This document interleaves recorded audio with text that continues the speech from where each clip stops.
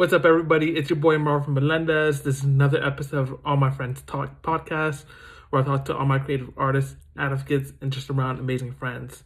Um, Last episode, the conversation with me, Elisabeth Donaldson, was cut short, and so we wound up recording the next part the next day. So I really hope you guys enjoy this. It's such a great conversation. There's so much to get out of this, and yeah, I hope you really enjoy what you're about to hear. Thanks.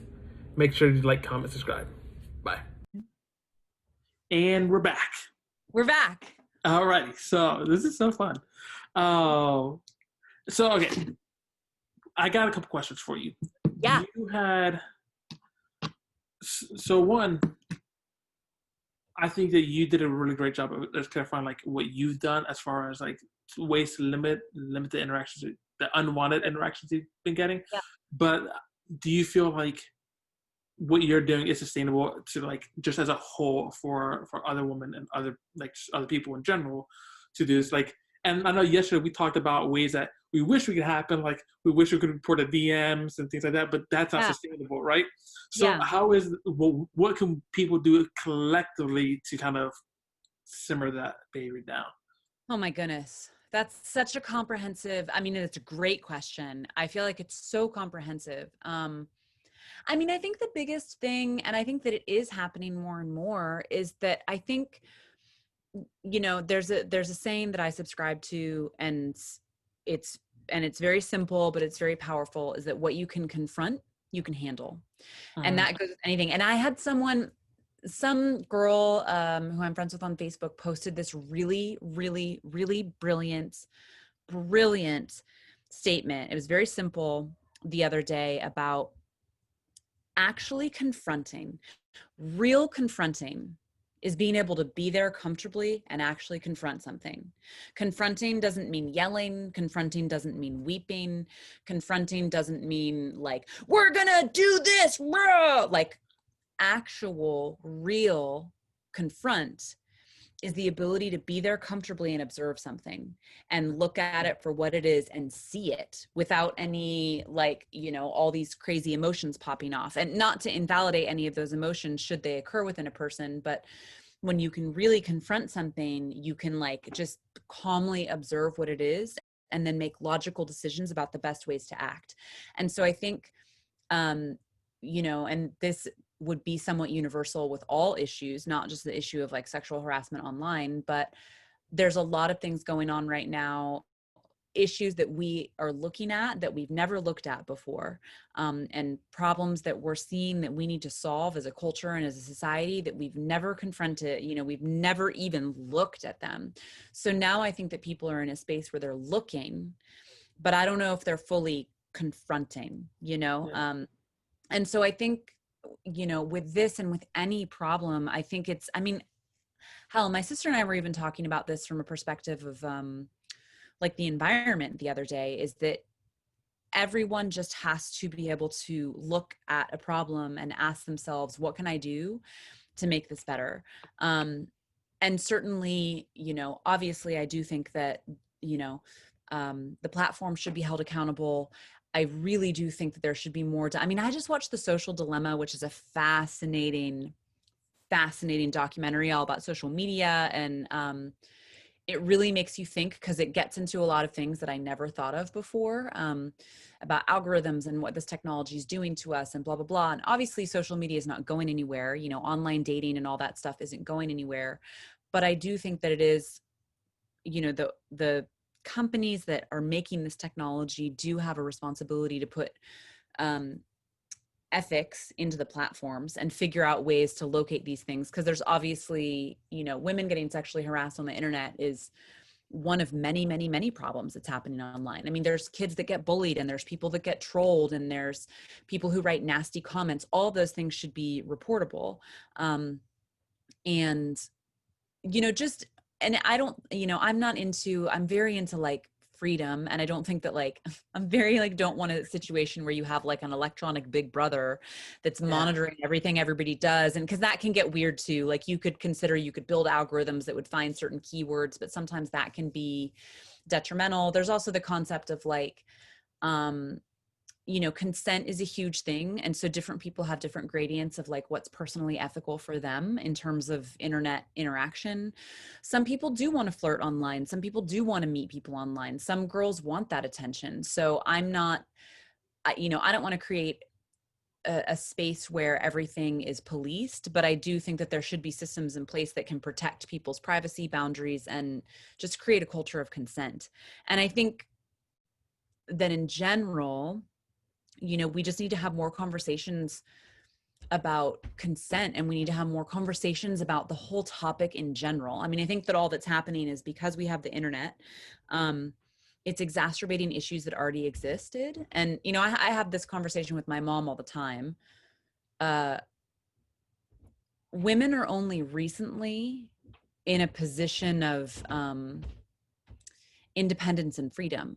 It wasn't if you think about it, like, the 1950s and the 1960s was not that long ago. In the 1950s and the 1960s, a woman was simply a housewife. And now I'm not saying that there's anything wrong with being a housewife, should that be the path in life that you choose. And there can be a lot of empowerment and beauty to that. So I'm not trying to discern what's right and wrong or what a woman's position should be, because each individual should have the freedom to choose the life that feels best to them. But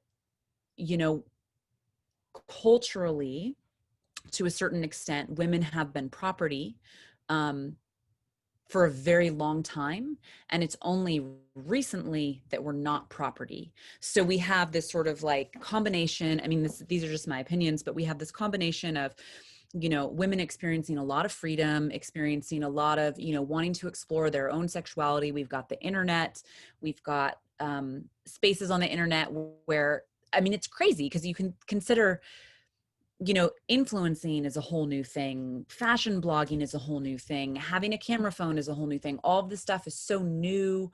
And then you've got, let's say you're an influencer and an underwear company wants to partner with you. There's nothing wrong with an underwear company, and that's cool. And so now you have a picture of you in your underwear, which isn't inherently wrong. Like, I don't mind looking at pictures of girls in their underwear. I think it's fine. But then you have Instagram, where kids can be on Instagram and everyone of every age can be on Instagram. And it's like, it's just so much happening so fast, and it's hard to categorize it all. And so I think, the companies do need to determine how to put in restrictions, ethics, boundaries, and just create systems where people's boundaries and privacy are protected. Like, for instance, when you create a web page, you have to pay extra money in order to make sure that your telephone number and address is not publicly accessible on the internet. So someone could, unless you've paid that money that like hides your information, a hacker could hack in and find your personal information. And there's ways that people can access your personal information, your location, et cetera, et cetera. So it should I think that there should be more systems in place to actually protect people's safety, Yeah. But it's tricky. I mean, I don't know. I'm not. And I don't want anyone to feel like unsafe or like their consent is violated, or the line that they set is gone past that, right? Like, I think you should have the right to say, like, what, this is what I'm okay with, and if you pass this, like, there's a problem here, right? But I do kind of, and one, I don't want to say what I agree or disagree with, just because I don't feel like I have the right to just like, I understand. Well, no, it's a tricky position. Yeah, but at the same time, it is hard for me to understand the idea of censorship. I think would be the perfect word. It's like saying, I do understand. It's a tricky subject. It's a tricky subject. Yeah, because like as artists, right? Like I think of like comedians, and especially for comedians. I don't do a lot of stand-up comedy anymore, but like like as like a friend who do, or just someone who admires that craft a lot.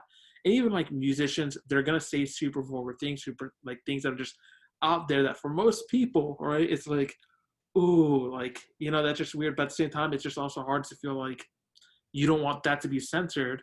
But then at the same time, you don't want this free reign of someone saying whatever they want in their comments either. And it's just it's so complicated of where's the line? How do we draw that? I don't know what the answer is. I think that maybe a simple starting point would just be able to have some sort of feature where you can rate your content, have spaces like, for instance, there's spaces like OnlyFans where it's like a paid, I don't know a lot about OnlyFans, but there's spaces where it's like, if your content's more adult, then people can pay for that. You know what I mean? Or, and there's ways that content would be rated to keep certain people. I really think, and I really wish that Instagram would have an option to have like a girls only something where you can choose. I mean, that would again be tricky because then sometimes obviously there'd be guys who would hack the accounts and blah, blah, blah. So like, I also always post on the internet with the concept of, I mean, my dad follows my Instagram, you know what I mean? So like, I was thinking about that today. I was like, my dad literally watches my stories. Like, Oh, wow.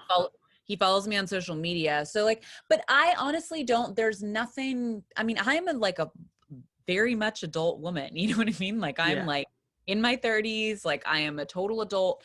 And I don't think there's nothing that I'm posting that I would ever like be like, oh, I would never want my dad to see this, or I would never want someone to see this. Sometimes it does get a little tricky because my audience, I'm not trying to have an audience on Instagram of like 13-year-old girls. I don't have that, but I do have friends who have kids, and occasionally some of them follow me. And so I wish that there were ways to like, but again, I always try to act in any way. I come from the school of thought of like anything with the internet and with social media, like anything that you ever send or write or post or anything, like people can screenshot any text message you ever send them. People can screenshot any DM you ever send them. People can, people get very up in arms about like privacy and your data is being recorded and all that. From my perspective, although in the Social Dilemma, they do go over why that can be damaging and how the study of someone's behavior and the creation of algorithms that can like create stimulus response electronics to modify that person's behavior, that's a whole other issue. But I just never post anything on the internet or anywhere that I wouldn't feel comfortable with the whole world seeing, maybe with the exclusion to like a few things, like if I was in a relationship, but you know what I mean? Like, I think it's just a matter of like understanding the platform and understanding things. And then I just think the bottom line is that everybody needs to take more responsibility and people need to talk about it. And women and men, because I think, men get sexually harassed too. It just can be more common with women.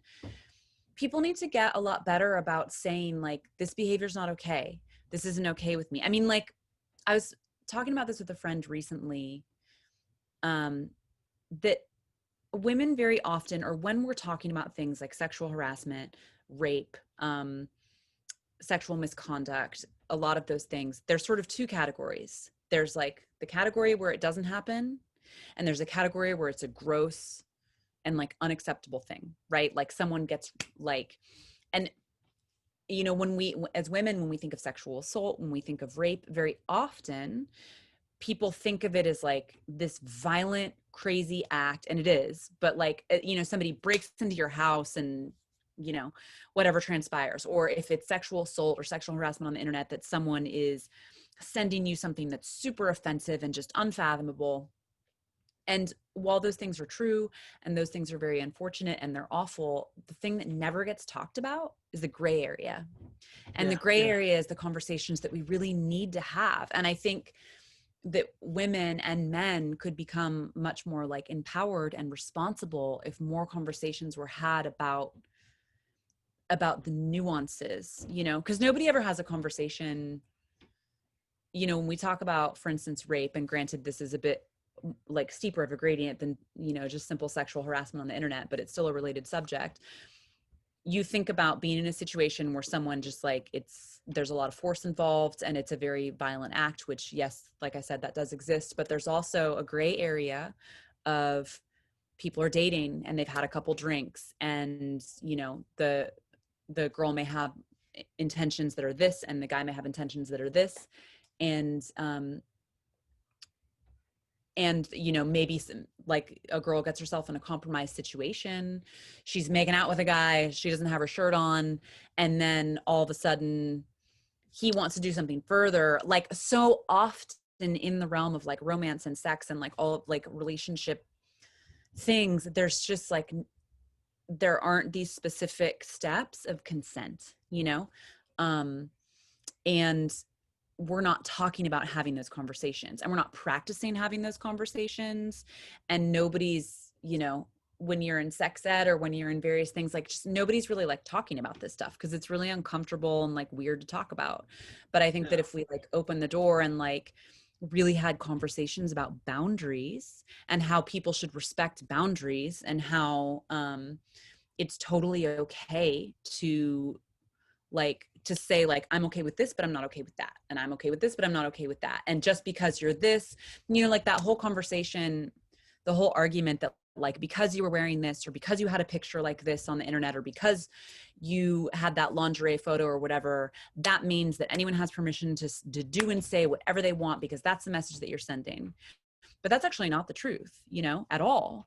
And so this whole thing where it's like this equals this equals this equals this, you know, we need to just have conversations in society and with our friends and family at an appropriate time about like, you know, the actual nuances of everything, and the difference between being like the kind of conversations that you can have when you're in a consensual, loving relationship, and the kind of conversations that are not appropriate, or you know what I mean, just like how to approach those conversations. And so I think that that's, you know, those are just, I think about this all the time, that the gray area is just something that no one's talking about at Yeah. all. And the gray area is where everybody's getting hurt, because it hurts guys too, you know what I mean? It's not, I'm not a person who believes that like men are pigs and women are victims, and you know, I think we're all in this together.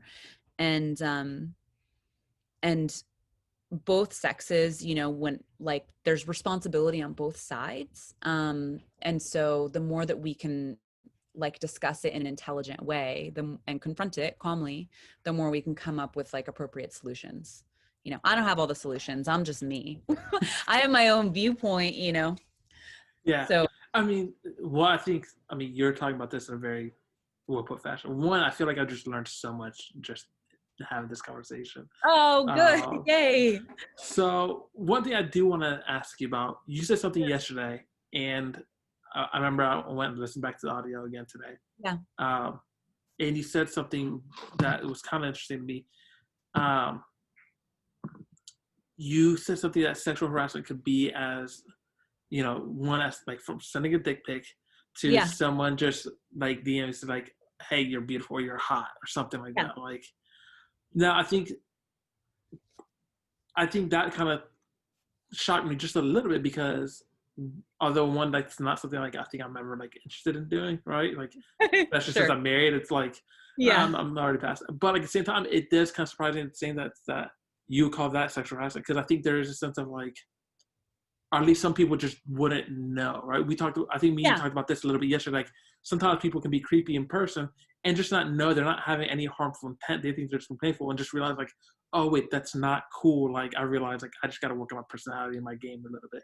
Sure. And same thing with online. It's like, what if someone just doesn't know like that is like, I guess, is there like a cut and dry thing of saying like, okay, this is cool, this is not? Do you see what I I'm mean, saying? I think that like a simple, this is my own opinion. This is strictly my own opinion.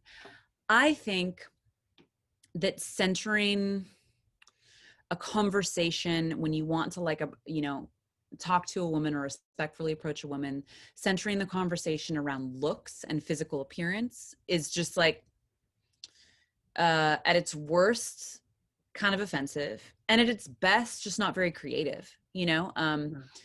I know for me, you know, like I have worked really hard on myself, on building myself as an artist, on building myself as a creative. I work on myself spiritually. I put a lot of work into myself. I work out. And so there's so many, and my body, yeah, I mean, I eat well and I try to like put on nice makeup and know how to dress. And like, obviously there is a certain amount of personal creation that I put into making sure that I look aesthetic and look pleasing and look beautiful, that is my control and I'm doing it. But it's also just like, this is what I was born looking like. So when someone is like, you're hot, I'm like, cool, dude, like tell me something I don't know, you know, like, and so I think, you know, when you're approaching someone or talking, it's just kind of like, it's just not the best approach. There's a million ways that you could talk. Okay, for instance, okay, I'll give a really good example because I think very often I'll complain about how guys hit on me and I don't like it. But I had a situation at the Walmart of all places yesterday, where a guy hit on me and he was super polite, and it was like a very positive exchange, and he was very respectful, and I was like, this is great. So he was wearing, I love color coordination, and he had on yellow and white sneakers and gray sweatpants and then like a yellow and gray shirt. He was like beautifully color coordinated and his outfit was really great. And I just was like really appreciated his outfit game. And I am never one to like not compliment something that I like. So I was like, oh my God, I love all your yellow and white and la la la, like it looks great. And it was funny because as soon as I said it, I was like, man, I hope he doesn't think that I'm hitting on him. I just really admire his outfit. So then I got my cart and he swung back around and he was very like respectfully, he was like, hey, like, are you married? And I was like, no, like, I was like, I'm not married, but I have a boyfriend, which I don't have a boyfriend, but that's just the easiest thing to say when you're, you know what I mean? Just be like, I got a boyfriend, like, I'm not available. It's a much more like cut and dry answer. So, I told him that I had a boyfriend and he was like, okay, like I totally understand. And he was really respectful. And he was like, I like your outfit too. And it was just like very sweet, very respectful, like, and even the way that he approached it was like, there was a certain amount of like, there was a certain amount of respect in his communication of like, hey, I want to be respectful of your space, but I also want to know if you're single, Yeah. And I think that sometimes too, it's important to like, if you're going to hit on somebody, you should respectfully state that that's what you're doing, and there's just respectful ways to go about it. I mean, I think the bottom line is just to like, make sure that there's some form of communication that's like, hey, I want to respect your boundaries. I think you seem like an interesting person. I would love to get to know you better in like a romantic sense. Is that something that you'd be interested? If not, totally fine. But I just had to ask, like that's a fine way to go about it. Like that's a more intelligent communication than just like, you're hot, like you're cute, like you're so sexy. You know what I mean? It's just like, what am I like, there's a million people that are sexy. And I think it's also, especially from the context of like being on the internet, it's like, yeah, dude, on the internet, I do look hot because like it's fucking Instagram. Like I put on makeup and I showed my angle and like I'm creating, Instagram is like this piece of art that I'm creating. Or when I'm in a movie, we're like, and I know this because I'm a photographer, like when I'm posing girls and when I'm choosing the photographs and when I'm like, making all those decisions, I don't choose the photograph where the girl looks like totally ugly and it's a terrible angle of her and like her acne is on display. You know what I mean? Like, I choose the picture that's beautiful simply because that's an artistic expression. Like beauty is an artistic expression. So I think it just gets like old when people are like, you're hot, I'm just kind of like, what? And it's also not, a very good conversation point. Like, where do you go from that? You know what I mean? Like when somebody says you're hot, you're sexy, like what's there to talk about after that? What am I supposed to say? Like, you're hot too. Ugh! Like where is it to approach the situation with like, a little bit more intelligence and a little bit more like, hey, I saw this blog that you posted. And I think for me, I've talked about this with friends before. There's so much to know about. There's so much of me on the internet. It's not hard to find something to talk about. So if all you have is you're hot, you're sexy, you're cute, like, bro, try harder. I have a whole podcast. I've got a bunch of blogs. I write like, very long and thoughtful captions on every post on Instagram. I do a lot of things. You can click my Instagram bio. There's a link tree. You can watch my webpage. You can see this, you can see that. So it's like, if I'm giving you all of this and all you have is you're hot, well then fuck off, bro. Like, I get that. I know. Right? I don't, but I gotta plug in my phone really fast. I'm not going anywhere, but Okay, Instagram, because I'm on live and I don't want it to die. It's So all I'm good. over. Here I come. I'm coming back. I'm It's all like good. tucked into this little corner of my room, like surrounded by lights and stuff. That's It's awesome. like an abyss. Okay, here we go. I've got the cord, plugging it in. Because gosh, we don't want to can't lose out on the gram. Okay. Awesome. And Let me just then my pillow. Okay, I'm ready for your next question. I hope you don't mind me calling this out, but like I felt like it was interesting. Yesterday, I saw you posted the conversation we had on Instagram, right? So I was rewatching that, and I was looking through the comments, and like I wonder what people said. And Yeah. then there's like you did this whole thing. It's like like of mentioning that like yeah, that could be like sexual harassment when you just like throwing beautiful, and then in the comments is someone just like beautiful, and I was like, wait, what? Like, did you even listen to the whole thing? I was like, bruh, I was like, this ain't We happening for you, did. homie. I was And like, you get to a point where you kind of tune it out. You're like, okay, dude, like whatever. And it's like, again, it's tricky because sometimes you're just like, okay, like some yeah. people, that's their game. I mean, listen, dude, like I was annoyed. I was like, he's calling me beautiful, and he hasn't even seen me yet. Like, I'm really upset. I mean, listen, dude, it's okay to think that somebody's hot, but like have those conversations with your friends. Like I had a friend who sent me this account. I'm going to spill the tea. Sent me this account of this like, gosh, I almost shouldn't say, of like a dude, like this, he's like an entrepreneur dude. And he's really hot and he's got a lot of followers. And she was like, oh my God, check out this account. And I was like, oh my God, like this guy's so hot. So she and I were like in our DMs as friends being like, dude, this guy's so hot, blah, blah, blah. That's fucking fine. Like, Yeah. I feel like it's fine to think that somebody's hot. Like people are beautiful, men and women, like, and in the internet, like, in this age, there's a lot of people who are really beautiful. It's not like you're shitty if you think somebody's hot. It's just like, don't be a dweeb and DM them like, oh, you're hot. Like tell your friends, Yeah. be like, oh my God, have you seen this dude? Like, have you seen this Instagram account? You have to follow this guy. He's really hot. And then you guys can just chat about it amongst yourselves. But to like approach that person and listen, did I leave a comment on one of this guy's posts? Like, but my comment was great. This guy's hot and single. And I was like, man, like this guy's gorgeous.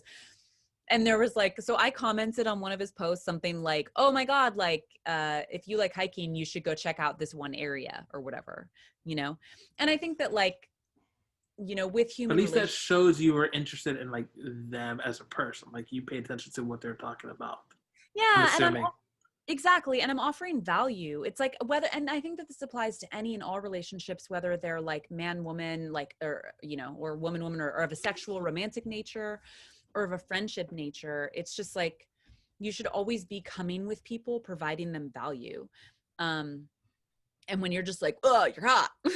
Oh, you're a cutie. It's like, that's not value, like you can write something like, and I don't think that it's wrong to tell people that they're beautiful or that it's harassment necessarily to tell people that they're beautiful, but there's just different ways to do it. Like when you're like, ooh, nice eyes, sexy, that's a little lowbrow. But if you're like, hey, like, you're so amazing at self-portraits. You always look so, you always look so great. That's just like a different communication, but sometimes you just can't control. I mean, at the end of the day, there's going to be people who exist in life and on the internet who are just kind of like lowbrow, like Neanderthal acting type people. That sounded really bad, but you know what I mean? Yeah, like, no, I get that. And like, I've learned that it's sort of a balance of like, sometimes you just have to be like, all right, dude, well, that exists. And as someone who's an actress and, who I do use the internet and I do want to communicate things on the internet, eventually I have to kind of get over myself and be like, cool, well, I can be in control of what I can be in control of, but I'm not just going to get pissed off every time somebody DMs me. Like, this is the career that I want. If I expand even more and if I have even more people know who I am, then just in the same way that I'm going to get more trolls and more like haters, so to speak, I'm also probably going to get more dudes who are like, bruh! And eventually you just have to be like, okay, cool. Thanks. Well, real quick, I was wondering if you Yeah. could kind of plug some of the stuff where people could find you. And also know you have 2 movies coming up. Is that correct? Coming out? Two It movies might. coming up. When are those coming out? I wonder if they'll be out by the time this drops. Oh, I think, well, one of them will be coming out right after it drops because this drops on October 13th. And then one of them, people will have just missed it. But I Okay. can tell people on Instagram if they want to see. So I've got 2 movies. The first one is called Rattled, and people will be able to see it during the online Nashville Film Festival. Usually what happens when you have an independent film that goes into the festival circuit, it goes into the festival circuit, it makes a certain rotation. Festivals are a great opportunity to get your movie seen and meet distributors. So from it being in the festival circuit, we'll be able to, have conversations with distributors and see where we're going to get it marketed. The director and writer of this particular film, she did another film last year, and you can see it on Amazon Prime. So I'm certain that Rattled will be available worldwide for streaming, like pretty soon. Okay. But right now you can see it in the Nashville Film Festival, which is October 1st through 7th. And you can buy a ticket and you can watch it. And it's a psychological thriller where I play, it's kind of cool. Like I play someone, I'm always very high energy and fun and funny and wacky. And this movie was really cool for me because the character's very much not like me at all. Okay. She's very serious. She's very type A. She's very like everything has to be, keeping it together. And so I'm adopted in a family. So my sister basically is like very mentally disturbed. And the whole movie is about her like just tormenting the living shit out of me. Oh my gosh. And it's good. It's a dark comedy. So it has like great, like I've been able to watch it, and it's really cool to see the comedy moments hit, because for me, the whole movie was just like, it was hard. Like, cause I had to be in this mental state of like, like it was so awful. So it was really fun to watch it and be like, oh my gosh, like that's funny. And that moment's funny and la, la, la. So that's Rattled. And that, like I said, will be at the Nashville Film Festival. And then I have another very different movie, very light, very fun. And it's called Mags and Jules Go on a Road Trip. And it's about 2 friends who've been friends for a super long time. One of them is kind of a workaholic and has a really mean, hilariously mean boss. And then she inherits her grandfather's cabin, and they go on a road trip and all sorts of crazy things happen. So that's really fun. And it's like a physical comedy, and it's nice. It's like a cute, sweet, like feel good physical comedy. So, and that's going to be available, I think November 24th. So Thanksgiving week, anywhere that you can stream, like iTunes, Amazon. Those are the only 2 that I ever buy movies from, but anywhere that you can buy a movie, you can rent it and you can watch it. And yeah. That's awesome. Nice. Yeah. And then, is your podcast still going? Yeah, it is. It's been a while. I mean, I had a couple episodes during the pandemic. I think I told someone, they were like, gee, this needs to be a podcast, or you should have a podcast. And I was like, I do have one, but I've just been surviving the pandemic. So, Yeah. I mean, it's kind of like, there were certain things I was firing on all cylinders before the pandemic hit. And I think I still am, but there's a certain amount of like making sure that you're taking care of yourself during the pandemic. So I was like, okay, cool. I think I'll just pick this back up, but I'm going to be doing new episodes really shortly. And that's the Elisabeth Experience. And you can find it anywhere you find podcasts. And then you can find me online. My creative website is just Elisabeth Donaldson Creative. And then my Instagram, just Elisabeth.Donaldson, Elisabeth with an S, not a Z. And pretty much if you find my Instagram, you can find everything else. Like if you just Google my name, I've got a lot of content on the internet. I'm not hard to find. So awesome. That's perfect. Well, listen, this has been seriously such a great conversation for me. I'm sure for my audience. And then, I mean, just even who I have coming up afterwards I feel like it's just so, I don't know, this has been so amazing. So thank you so much for coming out. I know that there's a lot of things you could be doing, and I'm very honored. You might be the most famous person on my podcast so far, so it's that's so so cool. Anyways, I don't know. So just thank you so much. It really has been a pleasure talking to you. So absolutely. Likewise. Thanks for having me on to talk about this. I think it's an important thing. So I'm really glad to have a space to actually like talk about it, like in, you know, in a more expanded way than just like 3 paragraphs on Instagram. So I really Yeah. appreciate it. Awesome. Well, thanks. And yeah, we'll talk soon. All right. Okay. Bye. Bye.